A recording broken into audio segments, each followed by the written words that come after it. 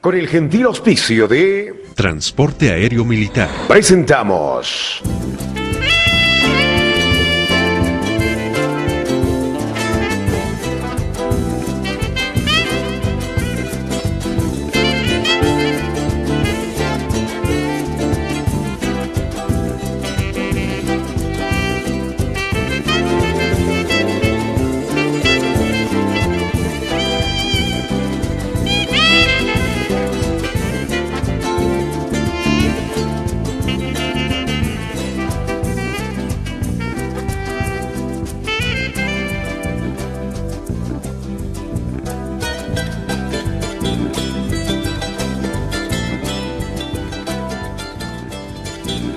¿Qué tal? ¿Cómo están? Un gusto saludarlos, muy bienvenidos. Saben ustedes que los días miércoles nos dedicamos a poder aplaudir la obra de aquellos autores que están dejando un legado para nosotros, para los profesionales, para las futuras generaciones, para los estudiantes, para todos quienes en algún momento pueden aplicar sus investigaciones, aplicar sus métodos y todo lo que ellos van trabajándolo dentro de sus investigaciones. El día de hoy estoy con el doctor Carlos Velázquez. Doctor, aquí se acostumbra a pensar que es o médico o abogado, y en realidad tú sí eres un doctorado en temas psicológicos. Bienvenido, profesional psicólogo, en tu pregrado. ¿Y tu doctorado es en qué, Carlos? ¿Cómo estás? ¿Cómo estás, Verónica? Buen día. Soy psicólogo y estoy en el soy doctorante, estoy en el doctorado de Psicología de la Universidad Católica. Qué lindo, bueno, y aquí estamos listos para poder trabajar y analizar dos temas fantásticos que has logrado, tres temas en realidad. Has generado manuales de especialización en evaluación. Explícale a la gente un poco de qué se trata la evaluación, que son instrumentos que trabajamos los psicólogos y que sin duda le pueden interesar a las futuras generaciones de colegas. Sí, primero gracias por la invitación, porque es muy grato el poder mostrar lo que uno realiza. Este trabajo, que en realidad son 3 producciones, las hemos realizado con Gregoria Pasa, que es el Centro de Promoción de la Mujer, que a partir de una convocatoria requería, y este fue un trabajo asociado con ellos, el realizar un manual, es decir, una manera en la cual se pueda realizar la evaluación en el ámbito específico de la psicología forense. Ya. Es decir, el cómo deberían trabajar los psicólogos, las psicólogas que están en este ámbito. Hablo de defensorías, servicios legales integrales, CDGs, Correcto. organizaciones no gubernamentales, es decir, ¿y ahora qué hacemos? ¿Cómo evaluamos? ¿Cómo evaluamos? Esto porque la temática de psicología forense no es una temática que se la desarrolla mucho en pregrado, No, pues. sino requiere una especialización, es decir, que sea en posgrado. Entonces, la demanda ha sido muy grande por las alcaldías, por los servicios legales integrales, pero ha habido muy poca oferta, es decir, las universidades han ofertado muy poco esto. Hemos tenido algunos programas y venimos desarrollando programas en el interior del país también, con diferentes universidades. Pero fuera de la formación, el tema pasaba por, ¿y ahora cómo hacemos la evaluación? Entonces me solicitaron que se puedan desarrollar manuales para evaluar, es decir, para saber qué está pasando con las víctimas de violencia sexual, de violencia intrafamiliar o en su caso de maltrato infantil. Claro. La finalidad era tener herramientas de evaluación con la finalidad de establecer un informe, claro, que permita a las autoridades judiciales el entender que si la víctima era creíble, si la víctima había sufrido un daño, qué tipo de daño tenía, se presentaba ansiedad, se presentaba depresión, el estrés postraumático, es decir, todo eso. O sea, tú les das las características, los síntomas un poco para que ellos puedan identificar, ¿no es cierto? Exactamente. Lo que se pretende es que con estos manuales, que se los ha trabajado ya, ellos puedan, mis colegas puedan visualizar lo que está sucediendo con la víctima, evaluarlo y poderlo plasmar en un documento que es el informe, en su caso el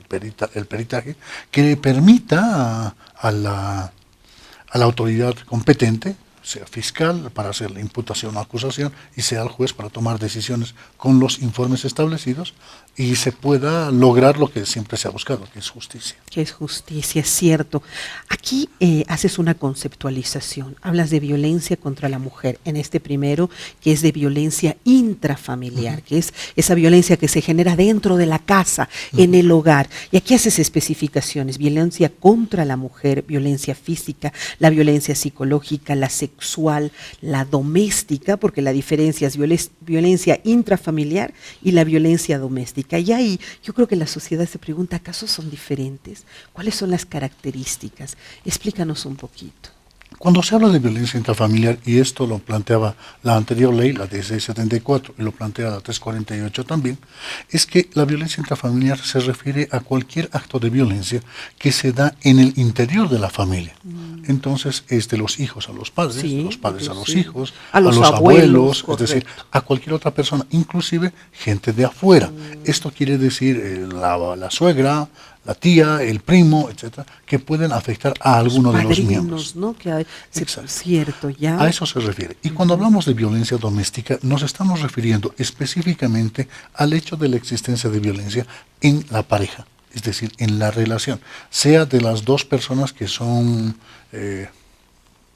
Cónyuges, cónyuges, digamos, ¿no? en Convivientes, algún caso en fin. convivientes, es decir, es la violencia entre los dos. Entre los Entonces, esta diferencia es fundamental porque una es la relacional en el ámbito genérico y Claro. otra es la del ámbito específico, De la la de los pareja. dos que componen la pareja. Qué interesante, pues yo creo que es fundamental entenderlo porque los profesionales a los que les llega este tema, hablamos de los juristas, a veces están con las manos atadas, no tienen ni idea de cómo van a proseguir ello. Aquí inclusive tú trabajas algún cuestionario de evaluación y muestras ahí sencillos cuestionarios que se le puede aplicar a la persona para ir identificando en un verdadero y falso. Por ejemplo, aquí veo las instrucciones, el propósito de este cuestionario es conocer qué tipo de persona ha sido usted en los últimos 5 años, dice. Qué fantástico esto. A lo que se refiere, Verónica, es a que la evaluación tiene que ir sobre diferentes ámbitos. Claro. Esto quiere decir que cuando se evalúa a la víctima, debe establecerse el nexo causal entre el hecho jurídico, en su caso la violencia, y las características que ésta tiene en la afectación a la persona. Correcto. Pero lo fundamental es generar esta separación, porque podemos encontrarnos con personas que tienen características evitativas, o en su caso son distímicas, es decir, bastante tristes. Tristes En algún eternamente. caso son personas que más bien, diríamos, son dependientes. Entonces, esta dependencia debemos separarla de la afectación que puede tener. ¿Por qué? Porque la afectación es el hecho es la consecuencia del hecho jurídico. Claro. Supongamos la violencia se presenta con A, B y C.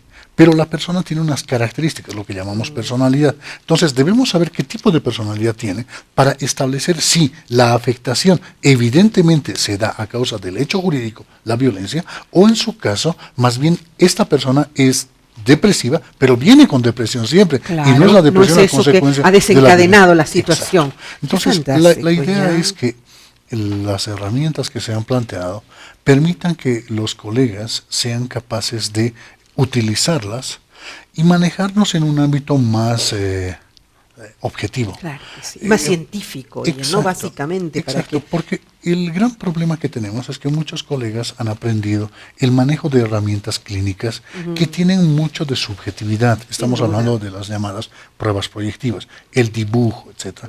Son interpretativas, lo cual es muy complejo para el Muy ámbito difícil, legal, claro. porque uno puede interpretar aquello que quiere interpretar. Pero por supuesto, Entonces, proyectarse uno mismo con aquello. exactamente. Entonces, la intención de estos manuales fue el lograr que tengan diferentes tipos de herramientas para que puedan, de manera básica, hacer la evaluación y que esta evaluación permita, como te decía, emitir un criterio específico respecto a la existencia o no de afectación en las víctimas. Hasta ahí me parece fantástico, vinculado a lo que es la violencia intrafamiliar, pero no te quedas ahí y empiezas a tocar otros ámbitos, por ejemplo, el del maltrato infantil, que me parece fundamental para poder reconocer si estos niños fueron o no maltratados y no sea solamente, como decíamos, la interpretación del entorno bajo intuición, quién sabe, ¿no? Exacto.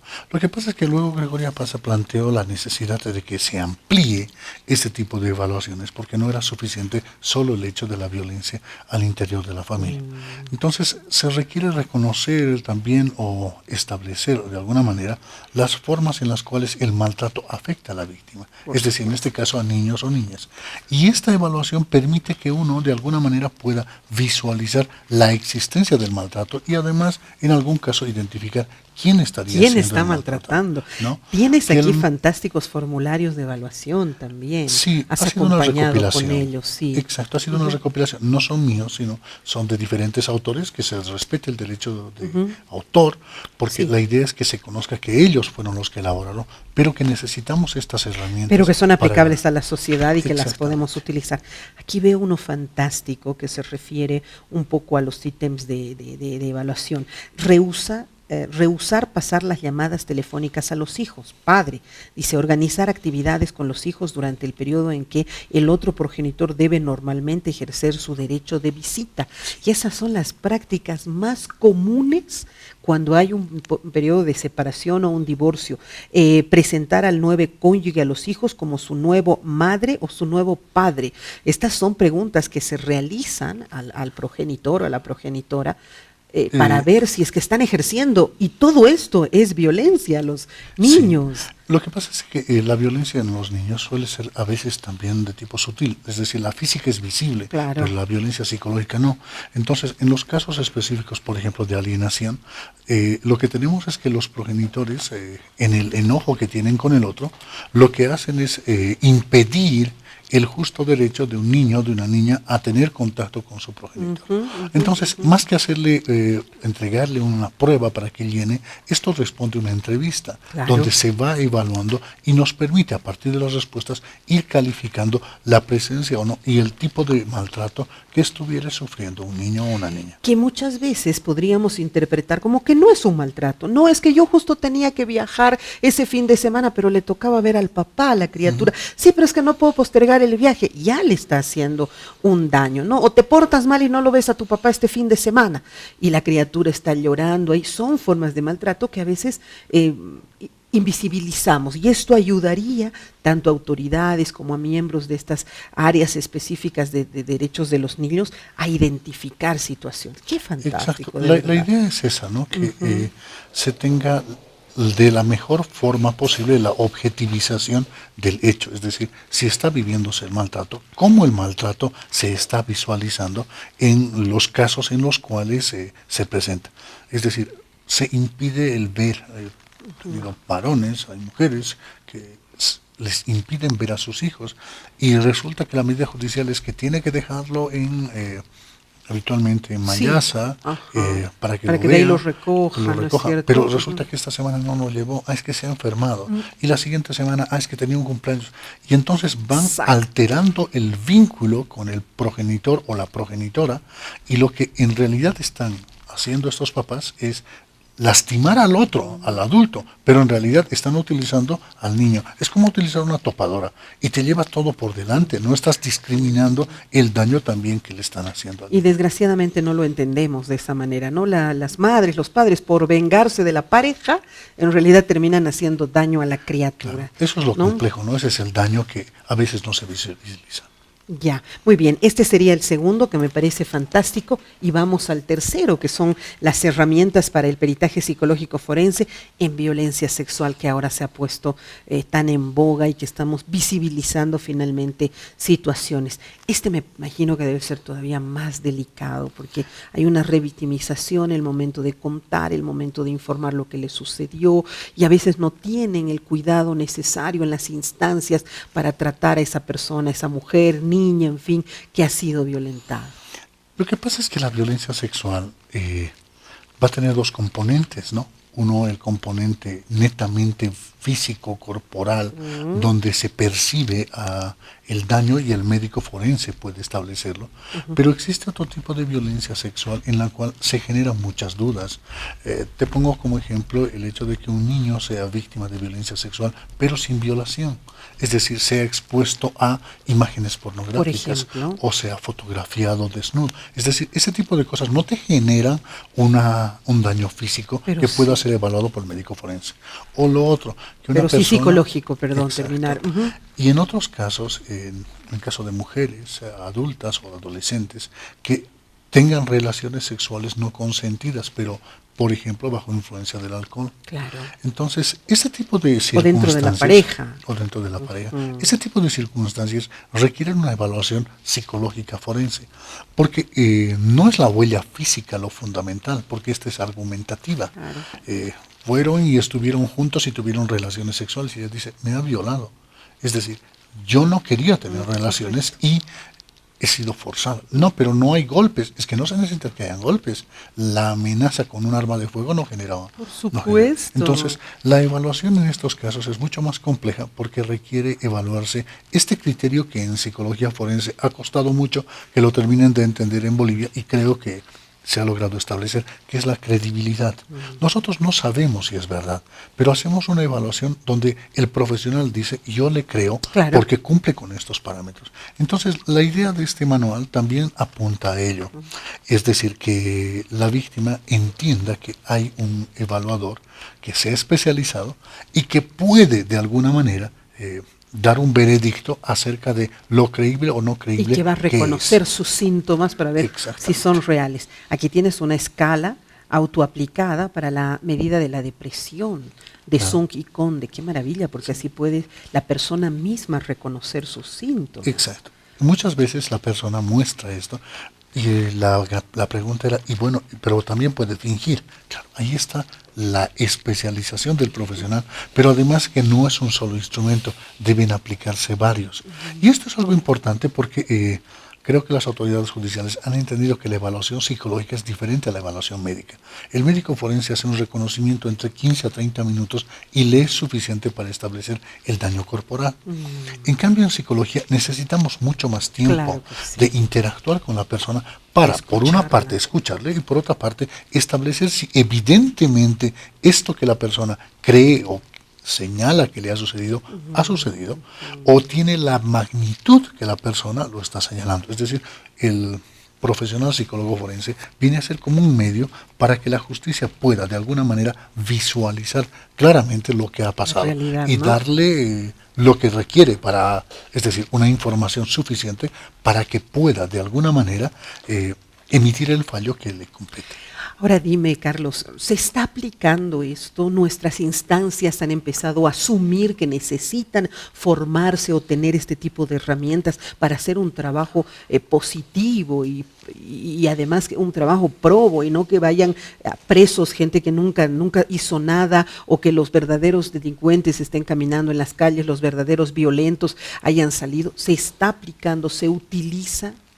Bien, a ver, esto tiene un poquito de historia. Cuando se sacaron estos manuales, fueron presentados y fueron obsequiados a todas las instituciones que participaron o que asistieron. Te hablo de defensorías, te hablo de servicios integrales. En una primera instancia fue un libro más, es decir, lo tenían guardado. Pero en el tiempo, y esto lo sé porque mis colegas que trabajan en los institutos de investigaciones forenses, que trabajan en defensorías, han empezado a aplicarlos. Oh, qué bueno. Es decir, le han dado la importancia que merece, se han dado cuenta que necesitan. Justamente hace una semana hablaba con la gente de la que regenta la unidad de atención a la víctima y testigo de la Fiscalía Nacional, del Fiscal Nacional. Entonces, ellos me decían, ¿cómo le hacemos para que les lleguen a nuestros colegios? Les decía, tienen que solicitarlo a Gregoria Pasa, porque esto no se vende. No, pues. Este material está para libre distribución en Gregoria Pasa a las instituciones interesadas. Entonces, ¿Y a profesionales individuales se puede o son exclusivamente para las instituciones? Mediante Gregoria Pasa se puede. Te decía, lo están aplicando en todo el país. Es decir, las unidades han empezado a necesitar instrumentos. Y si bien la Fiscalía ha adquirido otros instrumentos muy útiles para el Instituto de Investigaciones Forenses. Estos elementos, estos manuales, permiten que haya un acceso mucho más universal y les llegue a todos los colegas y las colegas que están en el ámbito legal. Y ellos han podido adquirir en el término de la recepción del material, que como te decía, lo pueden solicitar a Gregoria Pasa. Entiendo que todavía tienen ejemplares, porque como te contaba, esto ha sido distribuido en todo el país. Claro. Es decir, he visto los manuales manejarse en Tarija, conozco que se ha manejado en Sucre, en Santa Cruz, es decir, en todos los lugares. Y la unidad de atención al víctima y testigo ha hecho una solicitud, entiendo, en estos días a Gregoria Pasa, para hacerles llegar a los profesionales. ¿No? La idea es de que Gregoria Pasa y otras instituciones también, como obviamente estoy viendo ahí, lo voy a volver a poner por favor, porque estoy viendo que la cooperación española también ha aportado de alguna manera. Ellos fueron los financiadores del libro. Genial. Ellos fueron los que financiaron, pero quien canalizó fue Gregoria Pasa, ¿no? Ellos fueron los que... Convenio, que es también otra organización por el ejercicio de los derechos sexuales y reproductivos de una vida llena de violencia y una vida libre de violencia, perdón, muy pequeña la letra, y Alianza por la Solidaridad, en fin, o sea, se han unido varias instituciones. Exacto. Para hacer realidad este trabajo. Exacto, ¿sí? Fue todo esto canalizado por Gregoria Pasa para que se pueda desarrollar este material. Pero la investigación y toda la aplicación la has realizado tú exclusivamente. Sí, he sido yo el que he trabajado en la temática, he tenido personas que han colaborado conmigo, pero lo central es que el trabajo es de mi autoría. Qué bueno. Pero ha sido trabajado, te reitero, bajo el amparo de Gregoria Pasa, que fue en ese momento quien financió todo el proyecto, todo el hacer este material, que, contestando nuevamente a tu pregunta, se está utilizando. Esto es lo bueno. Es decir, no es un material que ha quedado en el aire, sino es un material que se está empleando. Desde las unidades, los servicios departamentales de que tienen los CDGs, que hacen evaluación, las defensorías, están aplicando de una u otra manera estos instrumentos. ¿Existe la cantidad de psicólogos forenses suficientes en el mercado como para poder decir que estas instituciones como las de la alcaldía y las SDGs de la gobernación y otras puedan exigir que el profesional psicólogo tenga una especialidad en forense, o todavía no tenemos en el mercado tanto especializado? Tu pregunta es muy compleja, Verónica. Mira, de entrada las respuestas no tenemos lo suficiente. Se han hecho varios programas de formación, ¿no? Y en los programas, pensemos, tenemos 30, 35 profesionales. Ya. De estos 30 o 35, probablemente 20, te hablo de más de la mitad, terminan asustándose con el trabajo, porque es lidiar con el dolor del otro. Duda. Entonces, como yo suelo decirles, pareciera que es igual que en la Biblia, muchos son los llamados y pocos los escogidos. Cierto. Entonces, hay personas que le ponen mucho interés porque les ha gustado ver CSI en la televisión o índice de maldad, etc. Pero una cosa es la televisión y otra cosa es la evaluación de víctimas, en un caso la evaluación de imputados. Entonces, hay una cantidad que empiezan a alejarse por la característica. Un poco. Y otros que quedan. Y los que han quedado han ido ocupando espacios y te diría, en todos los IDIFs de Bolivia hay psicólogos forenses formados, en todos. Bien. En las unidades está de a poco creciendo la cantidad, porque hay personas que han tomado diferentes programas de diplomado, etcétera, y se han formado hasta cierto nivel. Hasta cierto nivel solamente. Las defensorías y los servicios legales integrales, solo La Paz ha tenido, financiado por la alcaldía, un programa de formación de sus profesionales, bien, la alcaldía de La Paz. Una especialización. Exacto. No hacia el alto, y si te pones a pensar luego en el interior del país, es muy pobre.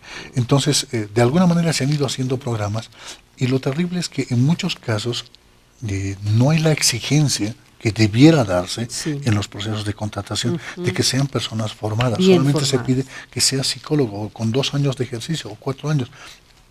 Nos dice, ¿y cómo evalúa víctimas? Claro. ¿Y cómo le hace? Porque no nos forman pues para eso, eso es una especialidad, por supuesto. Yo, por ejemplo, desconozco estos temas, yo soy social y mi rubro es totalmente diferente, entonces yo no conozco bien este trabajo, porque no salimos pues todólogos, tenemos una línea donde nos especializamos, ¿no? Exactamente. Hasta hace unos Hace unos 5 años atrás yo preguntaba a mis alumnos ¿y en qué se van a especializar? Y muchos decían en forense. Yo me imagino que es por lo que acabas de decir, ¿no? Esa influencia televisiva de programas que les llama la atención. Ahora veo que ha cambiado eso. ¿Y en qué se van a especializar? Y muchos me dicen organizacional y no sé qué. Entonces veo que va mermando ese interés y es que de verdad debe ser muy doloroso ser peor los psicólogos son particularmente sensibles. Así que debe ser muy duro para ellos, ¿no? Sí, atender a la víctima es muy duro y saber que no vas a intervenir, porque el psicólogo forense hace evaluación y emite un informe, Por supuesto. nada más, es un evaluador. El clínico va a atenderle. Claro. Entonces, en muchos casos la evaluación forense termina con el que el psicólogo forense le dice, ahora tiene que atenderle un psicólogo clínico. Cierto. Y entonces genera un nivel de impotencia, pero también tiene que ver con la forma de evaluar y también el que voy a tener que defender mi informe ante un fiscal, ante un juez. Entonces, como te decía, es un trabajo muy desgastante y la oferta en este momento no es suficiente. Es decir, tenemos una gran cantidad de psicólogos, pero una gran cantidad que está trabajando en el rubro no está adecuadamente no está formada. especializado. Bueno, qué importante conocer. Lamento, no hay el libro a la venta. Si hay profesionales que están interesados, tendrían que dirigirse directamente a Gregoria Paza para solicitar un ejemplar y, bueno, especificar cuál es la función que cumplen para que se comprenda que merecen que se les entregue, ¿sí? Exactamente. ¿Cuál es por qué la restricción? Entiendo que tiene que ver con el hecho de que se requiere proteger también a los propios instrumentos. Claro. Es decir, si esto fuera de libre distribución, cualquier persona podría saber cómo contestar. Correcto. Y luego falsear las respuestas, es decir, fuera de la entrevista que hace el profesional, tener alguien que puede falsearnos. Entonces la idea es generar un nivel de protección también de los instrumentos para que puedan mantener su efectividad. Seguro.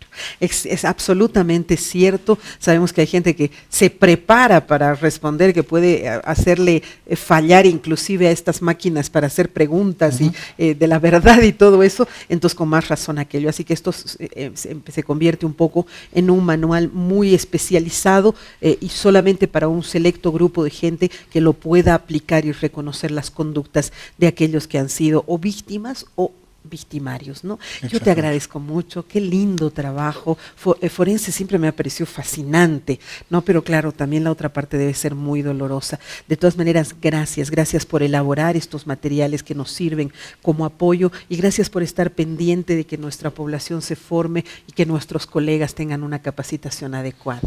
Las gracias a ti, Verónica, por la invitación y por la posibilidad de mostrar que se ha realizado este material y que se necesita mayor cantidad de profesionales adecuadamente formados. Siempre, absolutamente. La mejor forma de que nosotros seamos profesionales de éxito es formándonos. Nadie es un gran y un brillante especializado, especialista, profesional, ni siquiera un gran ser humano, si no te has formado adecuadamente. La formación es el único camino para hacernos mejores seres humanos. Gracias, Carlos, ha sido un gusto tenerte en el programa. Hasta la próxima. Nosotros vamos a hacer una pausa y enseguida regresamos.